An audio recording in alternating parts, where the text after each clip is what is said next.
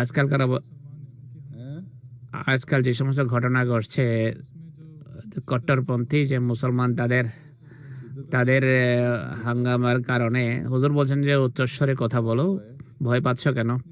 যে কট্টরপন্থী মুসলমানদের আচরণের কারণে পাশ্চাত্যে যে নেতিবাচক প্রভাব পড়ছে, তাদের এই ভুল ভ্রান্তির সুরাহা কিভাবে হতে পারে?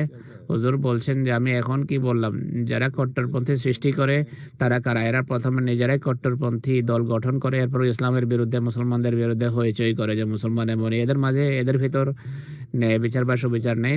তোমরা ভাবো যে এরা সৌদি আরবের সহানুভূতিশীল, সত্যিকার সহানুভূতিশীল হিসাবে সৌদি আরবের সাহায্য করছে, বা কিছু দেশ ইরানকেও সাহায্য করে, সত্যিকার অর্থে ঐশী তাকদীর কাজ করছে মুসলমানদেরকে শিক্ষা দেওয়ার জন্য, তাদের সঠিক পথে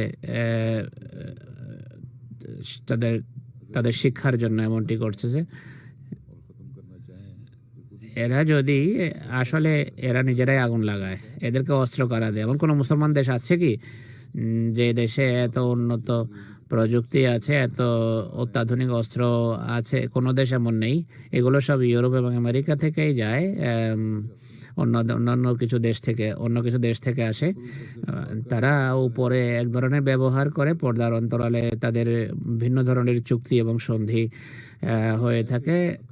এর একটাই রীতি, তা হলো এদের সংশোধনের একটাই রাস্তা, তা হলো আল্লাহ যাকে পাঠিয়েছেন তাকে গ্রহণ করা, নতুবা মুসলমানদেরকে পরস্পর যুদ্ধ করাতে করাতে তারা আগুনের শিকার হবে। হে ইউরোপ তোমরা নিরাপদ নও, হে এশিয়া তোমরা নিরাপদ নও। এরা অবশ্যই একসময় ধ্বংস হবে যদি যুগ ইমামকে না মানে। আর যখন জুলুম অত্যাচারের সীমা লঙ্ঘন করে, তখন এমন হয় অস্বীকার করলে শাস্তি আসে না, জুলুম এবং অত্যাচারের সীমা লঙ্ঘন করলেই আযাব আসে। আর জুলমের ক্ষেত্রে মুসলমানরাও সীমা লঙ্ঘন করছে, জুলম অত্যাচার করছে, আর এরাও।